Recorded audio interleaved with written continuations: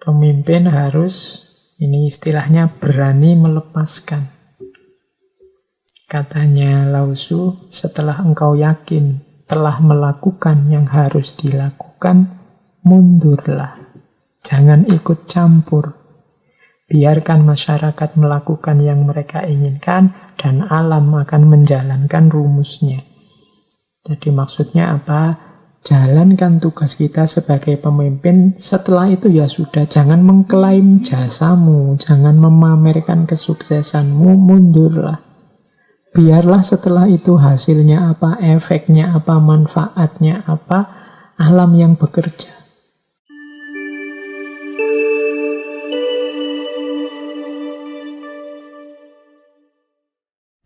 Ada beberapa prinsip-prinsip kepemimpinan dalam Taoisme yang digagas oleh Lao Tzu dan kawan-kawan. Yang pertama, prinsip kepemimpinan itu adalah jelas. Jadi pemimpin itu harus jelas.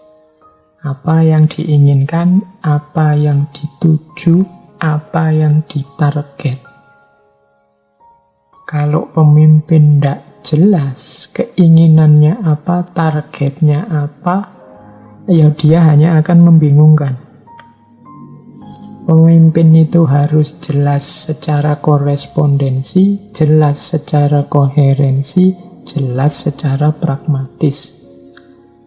Jelas secara korespondensi itu yang diomongkan cocok dengan kenyataannya.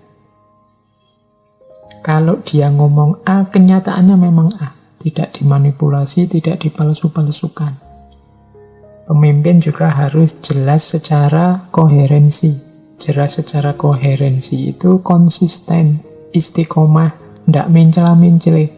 Tadi ngomong A, ya besok ngomong A, besok lagi ya tetap ngomong A. Dalam konteks dan hal yang sama. Itu namanya koheren.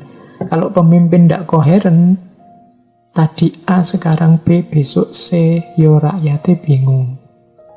Anak buahnya kesulitan nanti. Tadi nyuruh apa? Baru mau dijalankan, ganti lagi instruksinya. Itu yang di bawah mesti bingung. Karena pemimpinnya tidak koheren. Kemudian yang ketiga, pragmatis. Pragmatis itu hasil yang diinginkan apa? Oh, saya nyuruh ini loh, hasilnya biar ini. Itu namanya jelas secara pragmatis. Nah, jadi pemimpin tahu itu yang pertama harus jelas. Tidak membingungkan orang. Apa yang dia inginkan, proses apa yang dimaksud, dan hasil apa yang dituju. Kemudian yang kedua, simple. Simple ini maksudnya kalau dia berpikir tidak bulat, to the point. Jadi tidak muter-muter dulu padahal arahnya ke situ.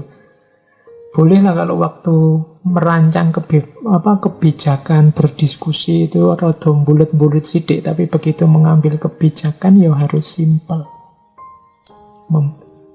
Begitu memutuskan ya harus tegas, jelas. Nah, itu ciri kedua. Jangan hanya membingungkan yang dipimpin. Cari uraian, cari pernyataan, cari keputusan yang to the point. Langsung. Itu namanya simple, tidak pakai bulat. Yang kedua itu. Yang ketiga, seimbang. Ya nanti dalam Taoisme kan terkenal sekali ajaran antara yin dan yang.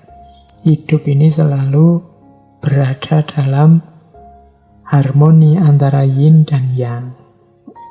Ada hitam, ada putih, ada siang, ada malam, ada baik, ada buruk, ada selalu ada yin dan yang, ada pasangan-pasangan.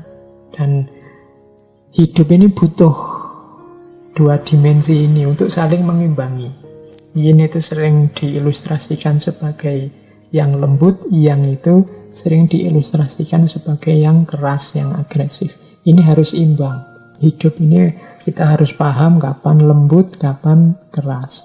Hidup ini kita harus paham kapan semangat, kapan istirahat. Hidup ini kita harus paham kapan tegas, kapan lunak. Jadi kalau kita tegas terus, yang dipimpin bubar, kaku. Tapi kalau kita lunak terus, nanti kita disepelekan. Kapan menghukum, kapan memaafkan. Nah, ini namanya harmoni-harmoni dalam hidup. Kita harus paham ini, karena begitu salah langkah akibatnya mungkin tidak kita inginkan. Waktunya kita tegas, malah kita lembek. Kacau. Waktunya kita memaafkan lembek, malah kita tegas menghukum. Lebih kacau lagi. Maka hidup harus paham keseimbangan. Ini jalan kepemimpinan yang kedua. Jalan kepemimpinan yang ketiga adalah rendah hati. Pemimpin itu harus memposisikan dirinya di bawah. Itu ada satu quotes dari Lao Tzu, sungai dan lautan lebih kuat dari aliran air. Namun mereka tidak akan kuat tanpa aliran air yang mengisi mereka. Untuk dapat menampung air, sungai dan laut harus lebih rendah. Maka pemimpin harus siap merendah. Jadi pemimpin ini kan kalau bahasa Jawanya momong yang dipimpin. Untuk bisa momong itu kan harus memposisikan diri seperti wadah. Biar yang dimomong bisa masuk dalam wadah itu semua. Untuk bisa mewadahi kan kita posisinya lebih rendah. Jadi seperti laut atau sungai itu kan jadi muara akhirnya aliran air. Dia lebih kuat karena dia posisinya lebih rendah. Kalau pemimpin tidak bisa merendah, tidak bisa rendah hati, dia tidak akan bisa menampung aspirasi rakyatnya. Maka pemimpin harusnya logikanya dia memposisikan dirinya rendah, dialah karena yang menampung segala keinginan, menampung dan menuruti segala kebutuhan rakyatnya yang dipimpin. Jadi pemimpin harus rendah hati. Yang keempat, pemimpin harus, ini istilahnya berani melepaskan. Katanya Lao Tzu, setelah engkau yakin telah melakukan yang harus dilakukan, mundurlah. Jangan ikut campur. Biarkan masyarakat melakukan yang mereka inginkan dan alam akan menjalankan rumusnya. Jadi maksudnya apa? Jalankan tugas kita sebagai pemimpin. Setelah itu sudah, jangan mengklaim jasamu, jangan memamerkan kesuksesanmu, mundurlah. Biarlah setelah itu hasilnya apa, efeknya apa, manfaatnya apa, alam yang bekerja. Tugasmu sebagai pemimpin cukup jalankan tanggung jawab kepemimpinanmu sebaik-baiknya. Setelah itu sudah. Tidak usah kamu hitung-hitung lagi, kamu pamer-pamerkan lagi, kamu tunjuk-tunjukkan lagi, inilah hasilku, inilah karyaku, dan lain sebagainya. Jangan ikut campur lagi, biarkan masyarakat melakukan juga apa yang mereka inginkan sesuai kewajiban mereka, dan akhirnya alam yang akan menjalankan hukum-hukum yang ada padanya. Jadi harus berani melepaskan, karena biasanya orang itu kalau sudah bekerja, berkarya, kemudian merasa itu jadi miliknya. Ini hasilku, ini karyaku. Yang seperti ini nanti biasanya jadi sumber kesulitan, sumber kesusahan karena kita mengklaim tadi.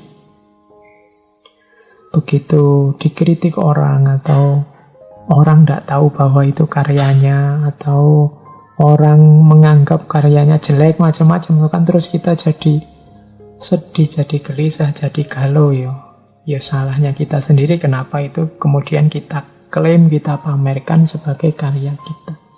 Jadi sudah berkarya saja semaksimal mungkin terus mundur. Wong tugas kita itu kan kewenangannya hanya sampai bekerja semaksimal mungkin.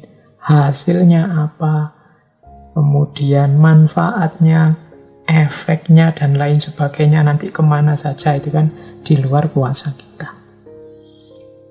Jadi ini pemimpin versi Taoisme paling tidak punya 5 ciri. Ini jelas, simple, seimbang, rendah hati, dan berani melepaskan.